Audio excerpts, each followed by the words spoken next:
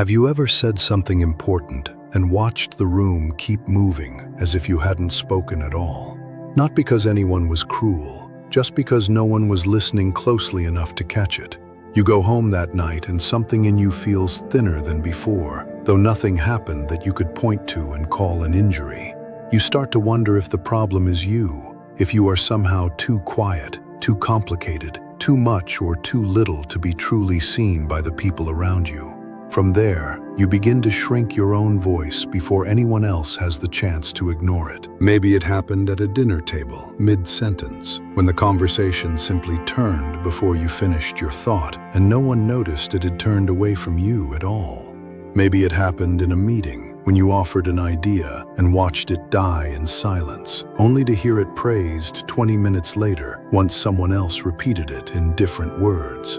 Maybe it happened somewhere quieter still, in a marriage, in a friendship, in the small, cumulative erosion of being technically present in someone's life without ever being truly registered by them. However it happened, you know the particular flavor of that loneliness. It is not the loneliness of being alone. It is the lonelier loneliness of being surrounded and still unfound. But what if I told you that this feeling, this exact ache of being unseen, is not a flaw in you, but a door? Because from the perspective of Carl Jung, the pain of not being known by others is very often the first signal that you have not yet been known by yourself. Today we will walk through 6 deep truths drawn from Jung's psychology. Truths about being unseen, about the masks we wear, about the parts of ourselves we exile, and about the long, unhurried work of finally becoming whole. If you have ever felt invisible in a room full of people, this video was made for you. None of what follows will ask you to fix yourself, to become more likable, more impressive, or more easily understood by the people around you.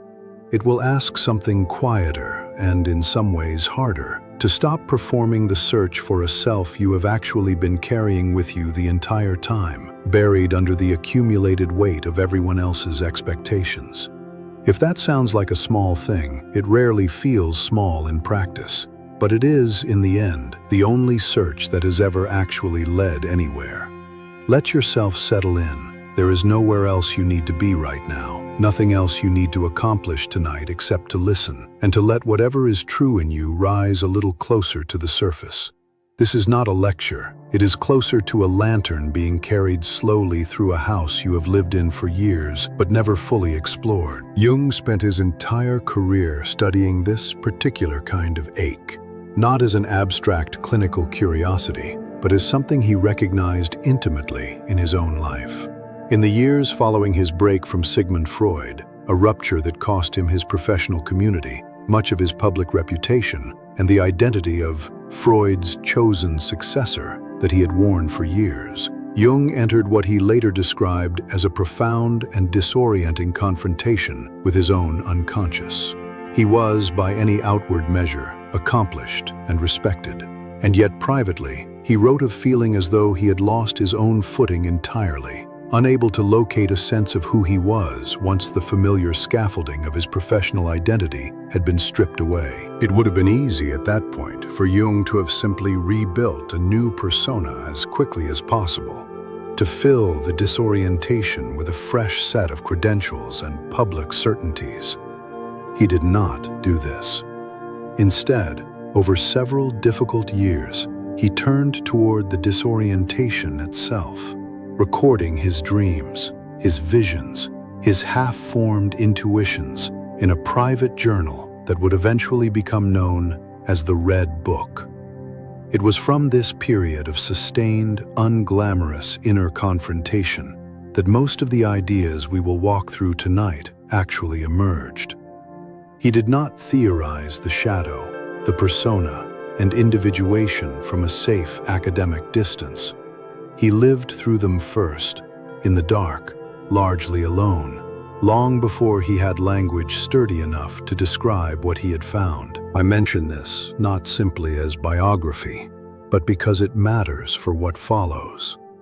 Everything in tonight's video was not handed down from someone who had already arrived at wholeness and was reporting back from a place of safety. It came from a man who spent a significant portion of his life exactly where you may be tonight, uncertain, unseen even to himself in places, and willing nonetheless to keep looking. Let's begin.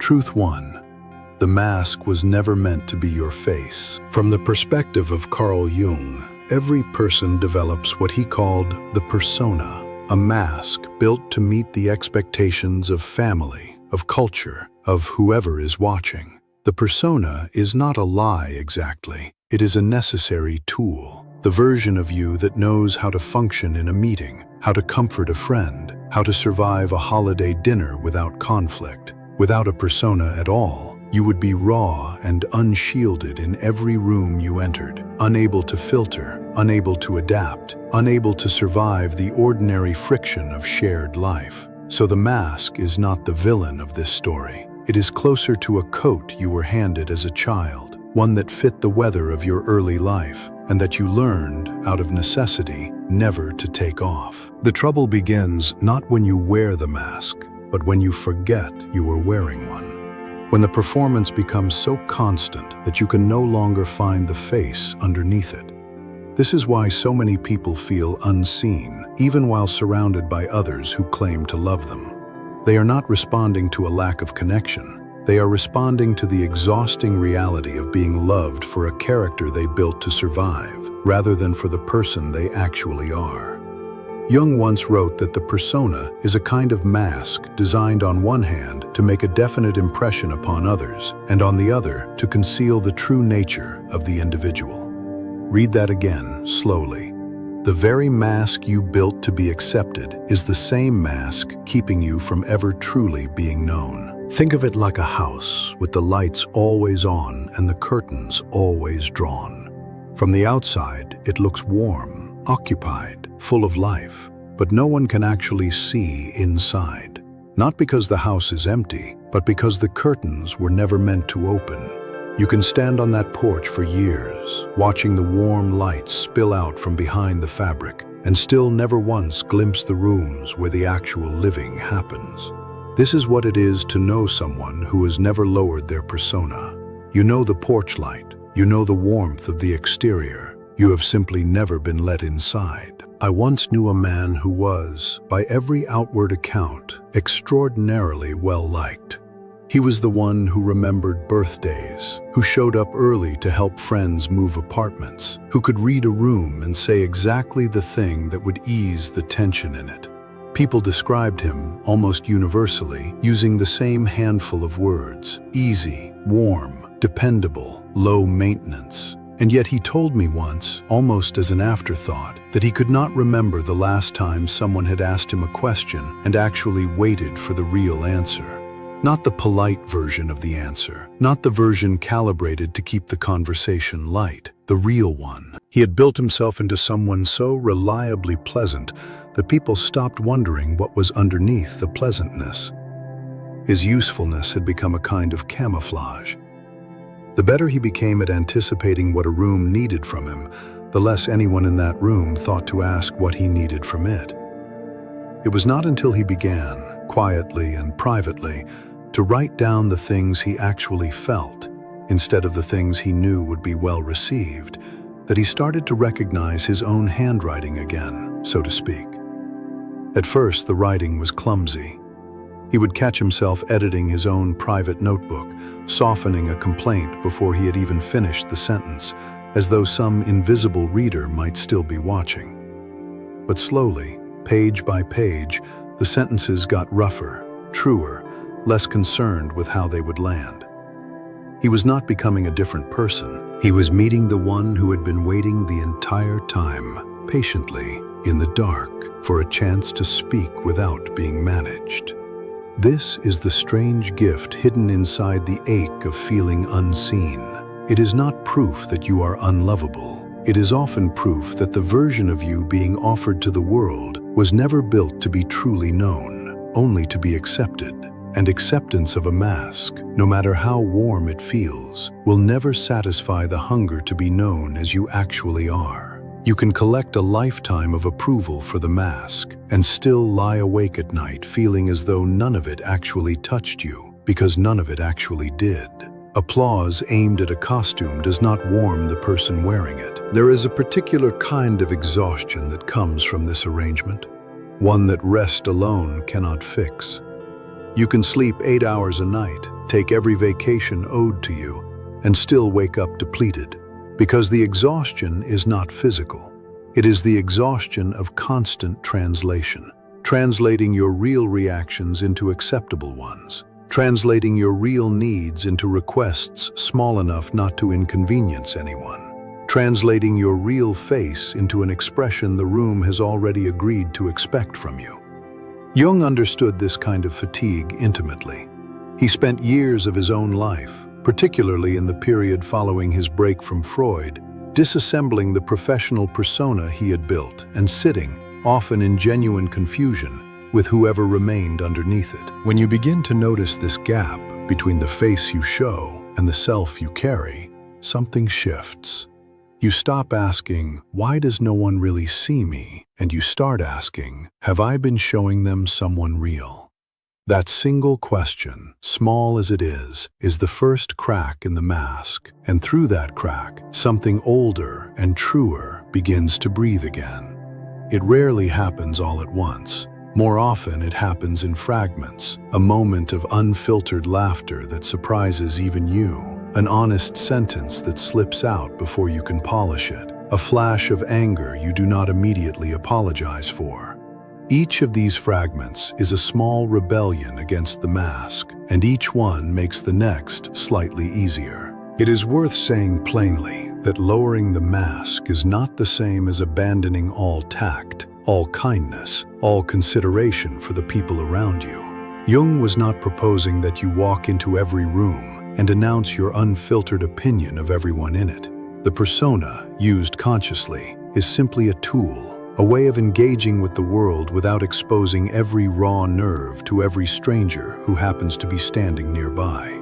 The danger was never the mask itself. The danger was forgetting that it was a mask at all, and mistaking the character you built for the entirety of who you are. So the invitation here is a quiet one, not to burn the mask, but to remember that you are wearing it, to notice, in ordinary moments, the small difference between what you actually feel and what you present.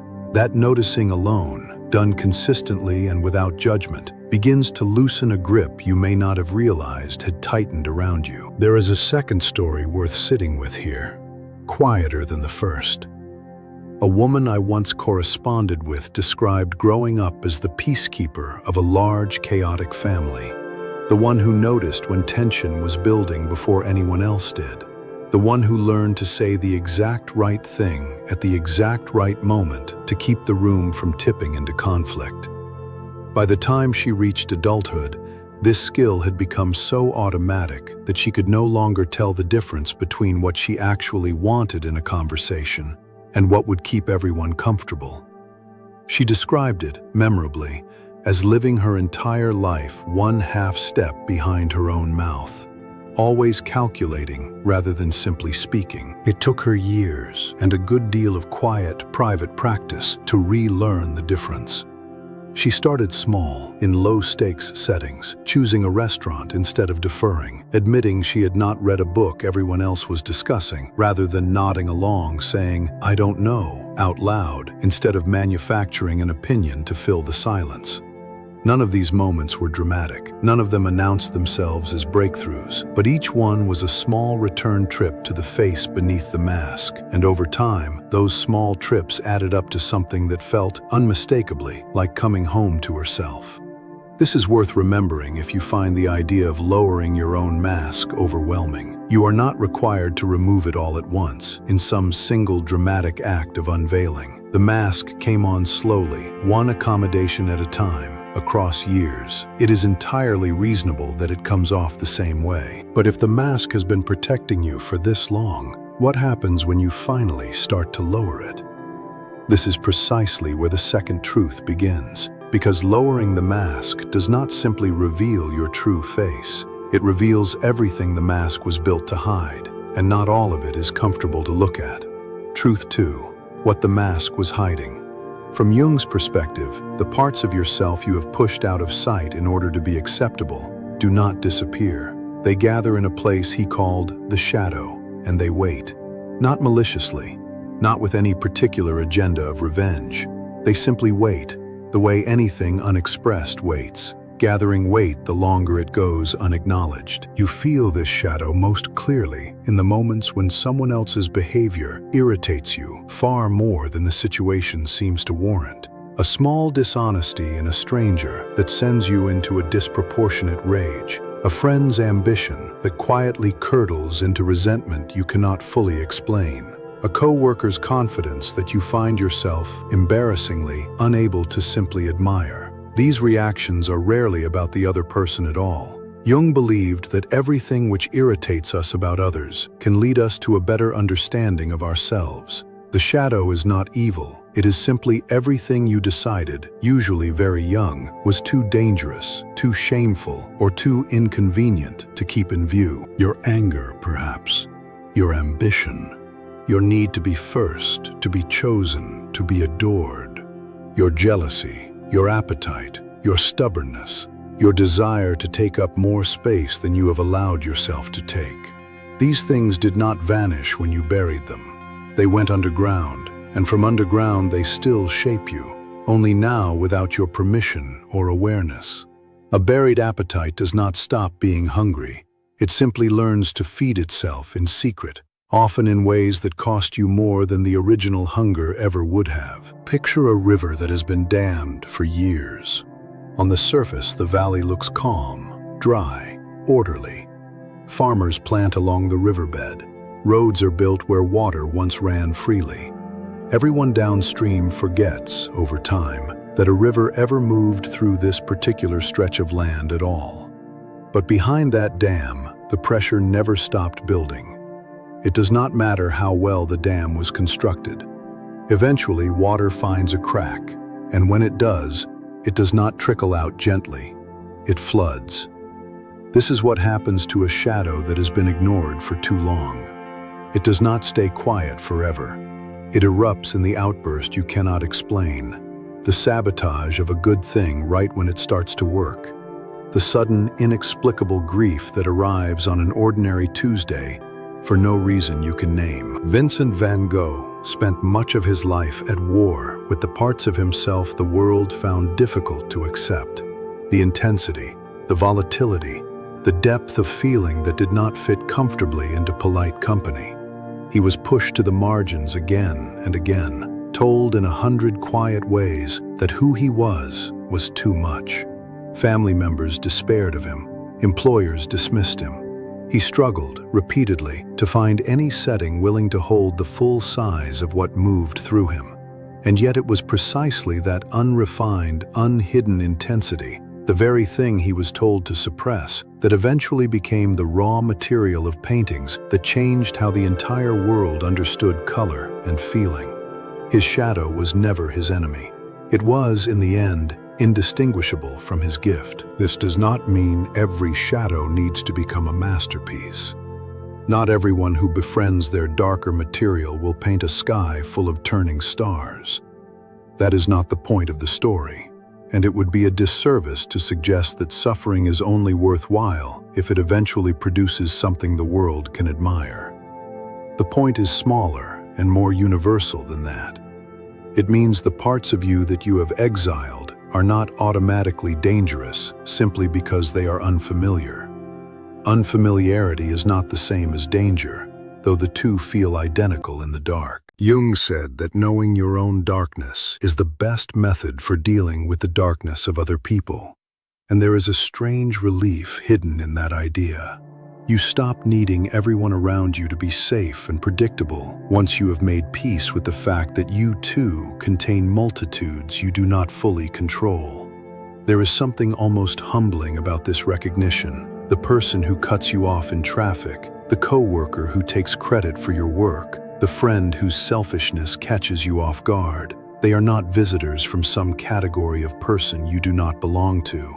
They are simply further along a spectrum you already stand somewhere on yourself. Consider, too, how much energy is spent maintaining the fiction that the shadow does not exist.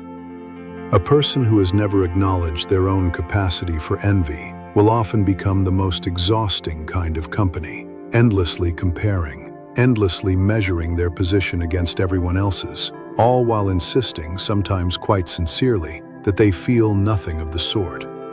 The envy has not gone anywhere. It has simply been relocated into behavior instead of awareness, where it does far more damage precisely because it is denied a name. The shadow does not ask to be obeyed. It only asks to be acknowledged. And acknowledgement, small as it sounds, is often enough to loosen its grip on you entirely. This is perhaps the most counterintuitive part of Jung's thinking on the subject. We tend to assume that naming a difficult feeling will make it stronger, will give it permission to take over. In practice, the opposite tends to happen. A feeling denied a name grows sideways, unpredictably, seeping into places it was never invited. A feeling given a name, however uncomfortable, tends to settle, not because it disappears, but because it no longer has to fight so hard to be noticed. There is a simple, almost embarrassingly small practice hidden in this truth. The next time someone irritates you far out of proportion to what they actually did, pause before reacting and ask yourself a quiet question. What is it in me that recognizes this? Not to excuse the other person's behavior, but to turn the irritation into information rather than only reaction. More often than you might expect, the answer reveals something about your own exiled territory, some ambition you buried, some need you decided long ago was unseemly to admit to having. A man once told me about a colleague at his office who unsettled him for months without any clear explanation. The colleague was not unkind, not dishonest, not incompetent. He was, if anything, simply confident, the kind of person who spoke up in meetings without visibly rehearsing his sentences first, who left work on time without apologizing for it, who seemed entirely comfortable taking credit for his own good ideas. The man found himself, to his own quiet embarrassment, inventing small criticisms of this colleague, nitpicking decisions that were not actually his business to nitpick, feeling a flicker of satisfaction whenever the colleague made a minor mistake. It was only in a moment of unusually honest self-reflection that he recognized what was happening. He had spent his entire career underselling himself, staying late out of guilt rather than necessity, deflecting credit reflexively even when it was rightfully his. The colleague was not doing anything wrong. He was simply doing, without apparent shame, exactly what the man had trained himself never to do. The irritation had never really been about the colleague at all. It was grief, disguised as judgment, for a version of confidence he had exiled in himself long ago and never once mourned. Once he saw this clearly, something in the dynamic loosened almost immediately. He did not become instant friends with the colleague, and he did not need to. But the disproportionate charge behind his irritation dissolved, because it no longer had anywhere left to hide. This is often how shadow work actually functions in daily life, not as some dramatic confrontation with your own darkness, but as small, private moments of recognition that quietly diffuse a reaction you did not fully understand. If acknowledging the shadow is where the real work begins, then the next question is unavoidable. What do you do with what you find there, especially when what you find is not danger, but old, unspoken grief? Truth 3. The grief beneath the performance. This brings us to the third truth. Because Jung believed that many of the emotions we spend our lives avoiding are not being avoided because they are too weak to matter, but because they are too strong to control. Grief that was never allowed to be spoken, anger that had nowhere safe to land, longing that was quietly labeled as too much and folded away, tucked into some drawer of the self that gets opened less and less often as the years accumulate. You feel unseen, not only because others fail to look closely, but because you yourself have been trained to look away from your own interior the moment it becomes uncomfortable. This training rarely arrives as a single lesson. It arrives slowly, in 1,000 small moments of childhood and adolescence, when a feeling was met with impatience instead of curiosity, with correction instead of company. A child who cries and is told to stop crying does not stop feeling sad. They simply learn, with remarkable efficiency, to stop showing it, and eventually to stop noticing it themselves. Jung wrote that your visions will become clear only when you can look into your own heart, and that he who looks outside dreams, while he who looks inside awakes. This is not a comfortable kind of awakening. It requires sitting with feelings you were taught to outrun. It requires a willingness to be inefficient with your own pain, to let it take up time and attention instead of managing it into something tidier and more convenient. Picture a lake in early winter, its surface just beginning to freeze at the edges, while the center remains open and dark. Most people spend their entire lives skating carefully around that open water, keeping to the safe, frozen edge, telling themselves this caution is simply what a well-adjusted life looks like. They become excellent skaters of the shoreline. They know every safe route around the lake by heart. But the depth of that lake, the part that never fully freezes, holds everything the surface cannot. It holds the grief that never got its proper ceremony. It holds the longing that was never allowed a voice. It holds the anger that would have been, in its time, entirely appropriate, had anyone been willing to receive it. To know yourself, at some point, you have to stop skating the edge and look directly into the open water, cold as it is. This does not mean throwing yourself into every difficult feeling all at once, without preparation or support. It means, more gently, choosing on occasion to stop moving, to stop managing, and to simply let the water be as cold and as deep as it actually is, for a little while, without immediately reaching for the shore. A woman once wrote to me, describing a period after the end of a long relationship, when she realized, almost with shock, that she had never once let herself simply feel sad, without immediately trying to fix it, distract from it, or explain it away. She had spent years being the strong one, the reliable one, the one who processed things quickly and moved on, often praised by friends for how well she handled difficulty. That praise, she later realized, had quietly become a cage. It had taught her that her value, in the eyes of the people who loved her, was tied to how little trouble her feelings caused anyone. When she finally allowed herself an entire evening to do nothing but sit with the sadness, unedited and unexplained, she said it felt less like falling apart and more like finally exhaling after holding her breath for years. Nothing dramatic happened. She did not collapse. The sadness simply existed, was witnessed by her at last, and slowly, over the following weeks, it began to loosen on its own, the way any feeling tends to loosen once it stops being fought.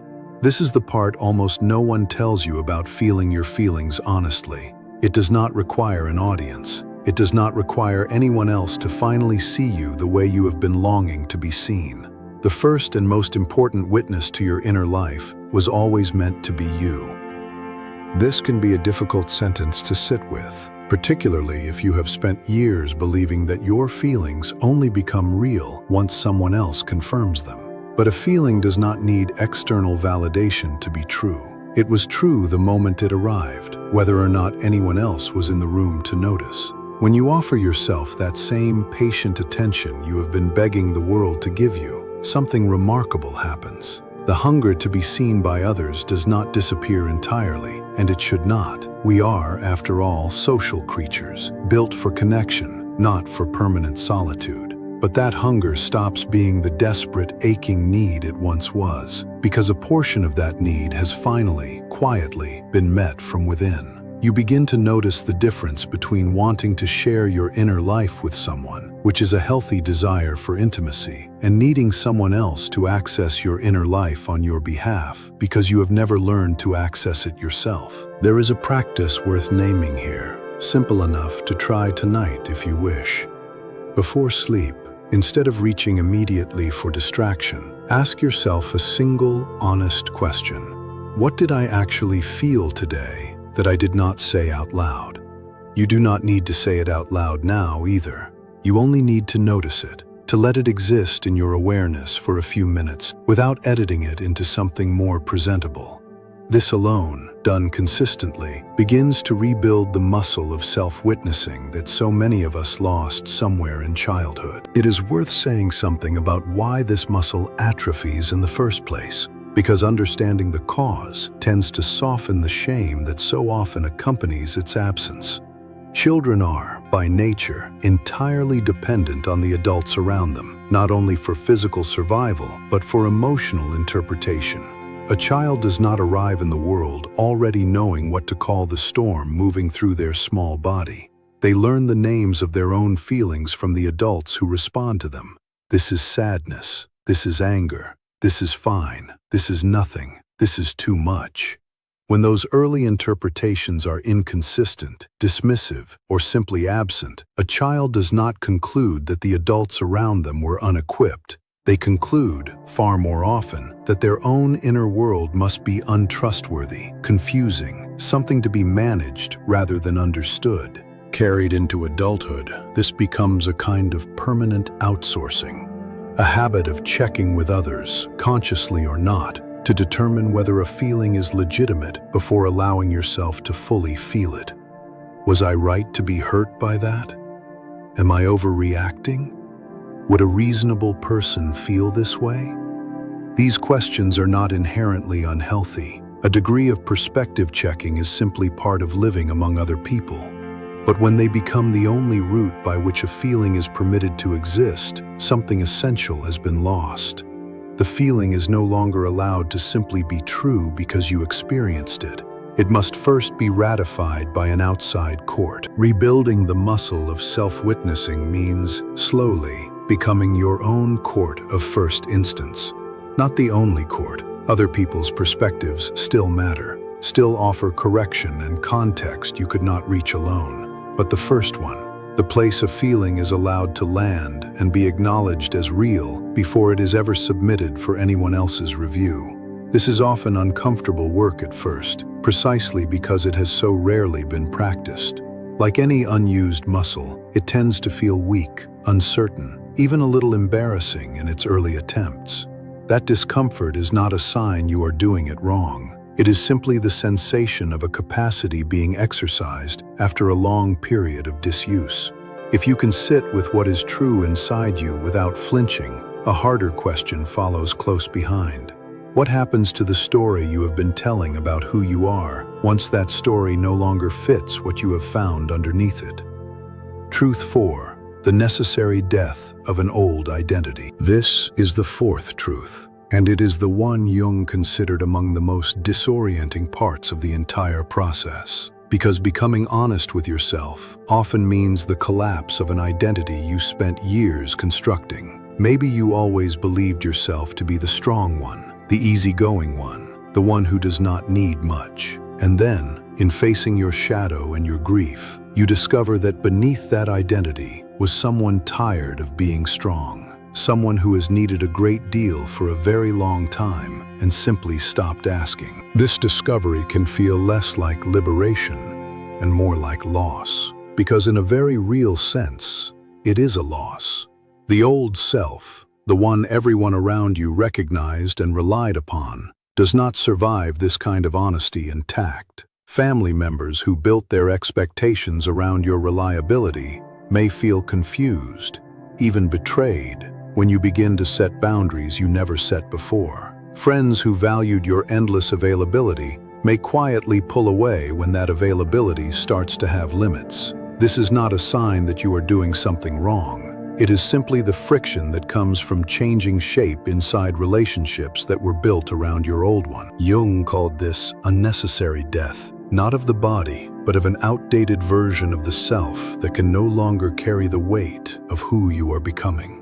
Death is not too strong a word for what this can feel like. There is genuine mourning involved, and it deserves to be treated as real grief rather than dismissed as mere growing pains. You are allowed to miss the simplicity of the old identity, even as you recognize it no longer fits. Think of a tree in late autumn, dropping leaves it spent an entire season growing. From a distance, this can look like decline, like the tree is losing something essential.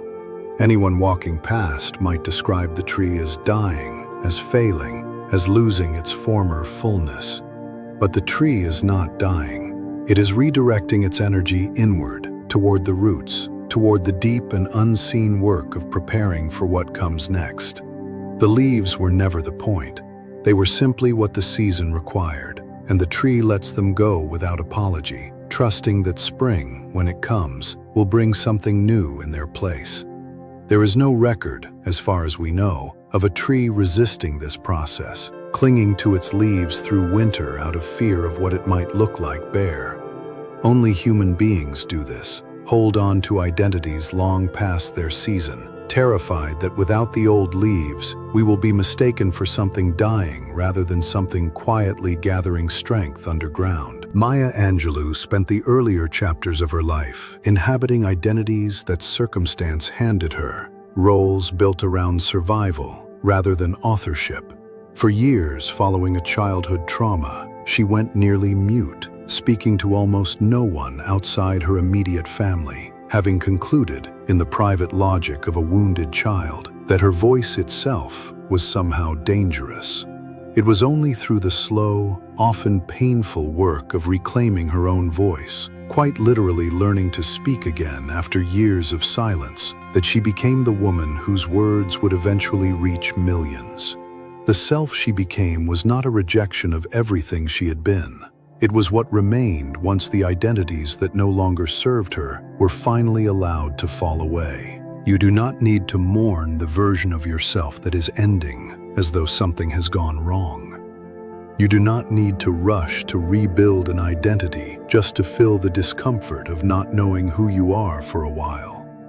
There is an entire industry built around convincing people that the space between identities is an emergency requiring immediate resolution, a new label, a new 5-year plan, a new confident answer to the question of who you are now. Jung would have been suspicious of this urgency. What Jung understood, and what so few people have the patience to trust, is that the space between one identity and the next is not empty. It is fertile. It is where the actual becoming happens, quietly, out of view, long before anyone else notices anything has changed at all. It is closer to the darkness of soil than to the emptiness of a vacuum. Something is always happening there, even when nothing is visible yet. If you find yourself, right now, in a season where you no longer recognize the shape of your own identity, where the old descriptions of yourself feel like clothes borrowed from someone slightly the wrong size, let this be a permission slip rather than an alarm. You are not required to know yet who you are becoming. You are only required to let go of who you no longer are, and to trust the roots doing their work in the dark. It helps, too, to notice how much of the discomfort in this stage comes not from the change itself, but from other people's confusion about it. When you stop performing the old identity, the people around you often feel the loss of it before you do. A parent may grieve the compliant child who never pushed back. A partner may grieve the endlessly patient version of you who never asked for more. Their grief is real, and it deserves compassion, but it is not evidence that you have made a mistake. It is simply evidence that you have changed shape, and that shape changes are rarely painless for anyone standing close enough to notice. There is an old idea, present in many traditions long before Jung gave it psychological language, that a person must sometimes travel through a kind of wilderness between one identity and the next, a period with no clear map, no familiar landmarks, nothing to hold on to except the willingness to keep walking. It is tempting, in that wilderness, to turn back toward the old identity simply because it is known, even if it no longer fits. Resist that pull if you can. The discomfort of not yet knowing who you are is almost always more honest, and ultimately more survivable, than the false comfort of pretending to still be someone you have already outgrown. And if the old identity has to fall away before something truer can take its place, the next question becomes impossible to avoid. Once you are no longer performing a role for others, who decides what happens next? Truth 5. Building an inner authority. This is where the fifth truth begins, and it may be the most unassuming yet radical idea in Jung's entire body of work. He believed that psychological maturity depends on developing what he called an inner authority, the capacity to validate your own direction without waiting for permission or approval from outside yourself. Most people spend their lives outsourcing this authority. They wait for a parent's approval, a partner's reassurance, an audience's applause, before they allow themselves to trust a decision as their own. And when that external validation does not arrive, quickly or ever, they conclude that the decision itself must have been wrong, rather than recognizing that they were simply looking for confirmation in the wrong place. This outsourcing often happens so early in life and so consistently that it can be difficult to even notice it is happening.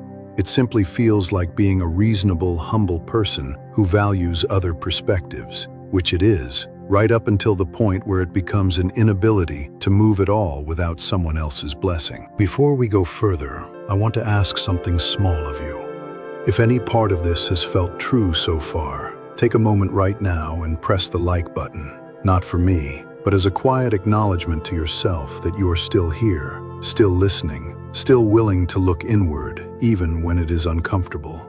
That small act matters more than it seems. Jung wrote that until you make the unconscious conscious, it will direct your life, and you will call it fate. Waiting endlessly for outside approval is one of the clearest examples of this. It feels like patience, like humility, like simply being reasonable, but underneath it is often an unconscious belief that your own judgment cannot be trusted until someone else confirms it. This belief usually has an origin story, often rooted in a childhood where a child's own instincts were consistently overridden by adults who, however well-intentioned, communicated that the child's internal compass could not be relied upon. Picture a ship's compass. A compass does not check with the wind before it points north. It does not wait for the waves to agree before settling on a direction. Its accuracy comes entirely from an internal mechanism, one that remains steady regardless of the storm happening around it. A person with a developed inner authority functions the same way. They still feel the storm, the doubt, the fear of being wrong. Developing inner authority does not mean becoming immune to uncertainty. It means no longer requiring the uncertainty to resolve before you are willing to act. They do not need the storm's permission to hold their course. Nikola Tesla spent much of his career pursuing ideas that the scientific establishment of his time openly mocked. Ideas about energy and transmission that seemed to his contemporaries closer to fantasy than physics. He had almost none of the external validation that typically sustains a person through decades of ridicule. Colleagues dismissed him. Funding dried up repeatedly. Public opinion, when it paid attention to him at all, often treated him as an eccentric rather than a visionary. What he had instead was an unshakable internal conviction that what he was building mattered, regardless of whether the world was ready to agree with him yet. Many of the systems that invisibly power modern life trace back to a man who had to become his own primary source of authority long before anyone else was willing to grant it to him. This does not mean inner authority guarantees the world will eventually agree with you, or that vindication is owed to everyone who trusts their own judgment against the crowd. It means only that the trust itself has to come from somewhere, and if it is always waiting on the crowd's permission first, it will spend a lifetime waiting. You do not need to invent something that changes the world to practice this kind of self-trust.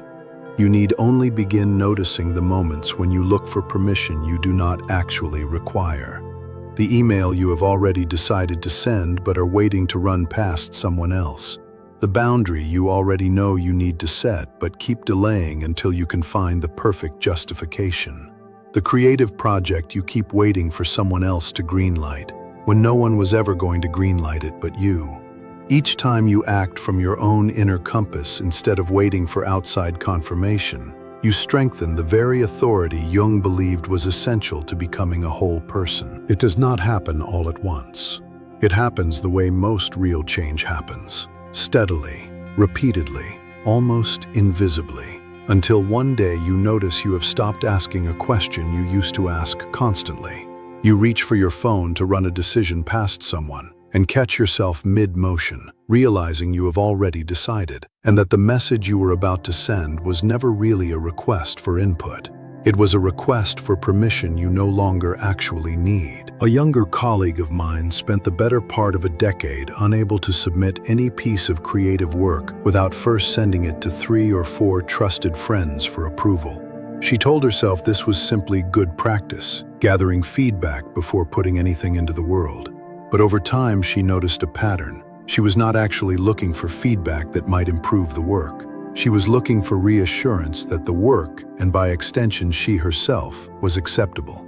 If even one friend responded with anything less than enthusiasm, she would quietly shelve the project for months, sometimes permanently. The turning point came almost by accident, when a deadline arrived too quickly for her usual ritual of consultation. She had to submit something without anyone else's blessing for the first time in years. The panic she expected did not fully arrive. What arrived instead was a strange, unfamiliar quiet, the recognition that she already knew, without needing to ask anyone, whether the work was good. Not perfect, not beyond criticism, but good, and hers, and ready. She has not fully abandoned the habit of seeking feedback since then, and there is nothing wrong with feedback sought for the right reasons. But she now knows the difference between asking a question because she wants another perspective, and asking it because she does not yet trust her own. Once you no longer need permission from outside yourself, one final transformation becomes possible, and it is the one this entire journey has been steadily building toward.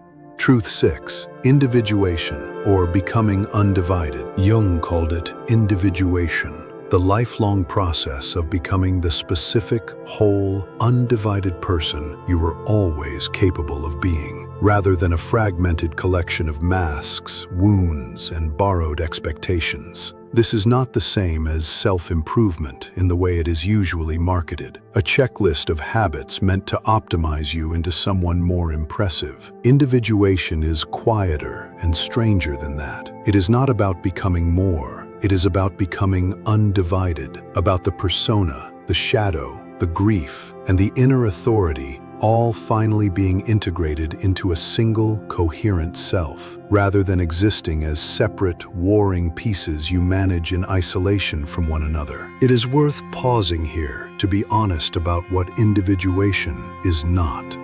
It is not a finish line you cross and then remain at permanently.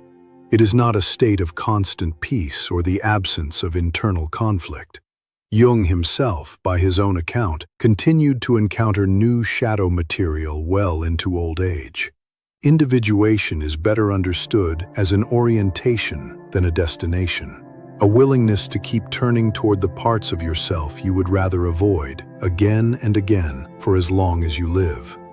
Jung wrote that the privilege of a lifetime is to become who you truly are, and he meant it exactly as plainly as it sounds. Not who your family needed you to be, not who the algorithm rewards, not even who you once decided, years ago, that you had to become in order to survive. Simply who you already are, underneath everything that was layered on top across a lifetime of adapting. Think of a seed buried in soil for an entire winter, showing no visible sign of life on the surface. To anyone watching from above, nothing appears to be happening.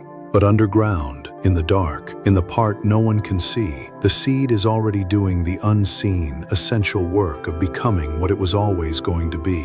It does not need an audience for this process. It does not need the soil's approval. It simply continues, patiently, until what was always inside it finally breaks the surface on its own timeline. There is something worth noticing in the fact that no seed rushes this process, and no seed apologizes for how long it takes.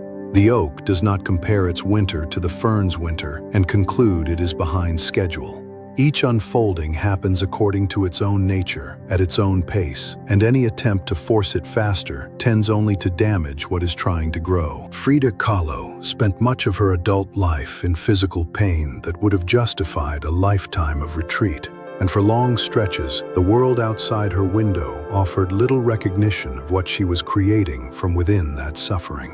Her early exhibitions drew modest attention. Critics of her era were often uncertain what to make of work that refused to soften its subject matter for easier viewing.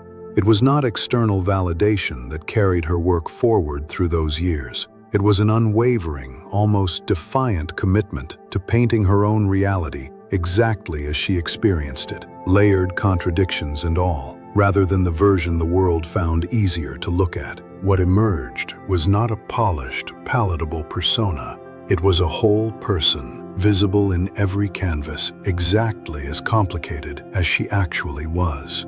That is the deepest meaning of being truly seen. It was never really about the number of people watching. It is about no longer needing to hide from your own reflection.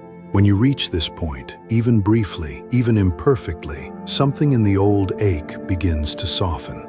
You still want to be known by others. That desire does not disappear, and it should not. Connection remains one of the deepest and most legitimate human needs, and nothing about individuation asks you to pretend otherwise. But it stops being the desperate, defining hunger it once was, because you are no longer relying entirely on someone else's eyes to confirm that you exist. There is a particular kind of freedom that arrives here, difficult to describe to anyone who has not felt it. It is the freedom of walking into a room and no longer performing a careful calculation of how you need to appear in order to be acceptable. It is the freedom of disagreeing with someone without that disagreement threatening your entire sense of self. It is the freedom of sitting with your own company, in silence, without reaching immediately for distraction, because your own company has finally become tolerable, and on the better days, even good. It is worth being honest, too, about how ordinary this freedom tends to look from the outside.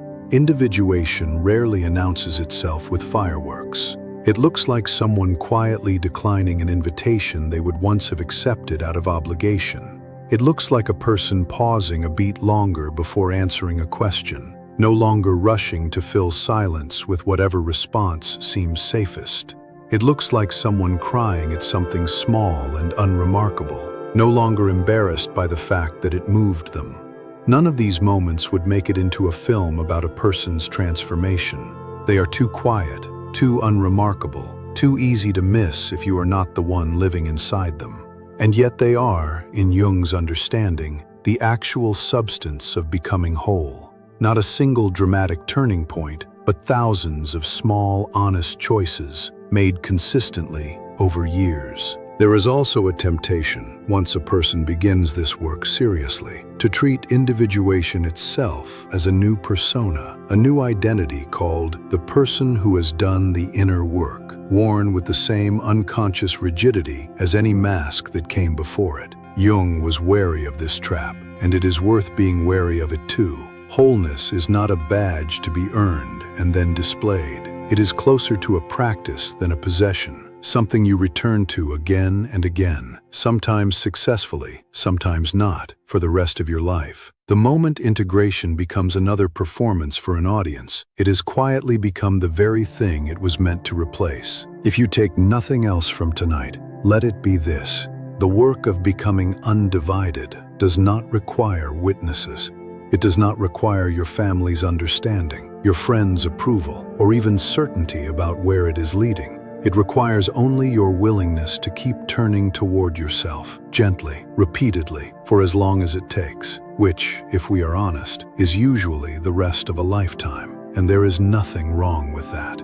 The seed does not resent the winter, it simply uses it. We began tonight with a simple, painful question. What does it mean to feel invisible in a room full of people?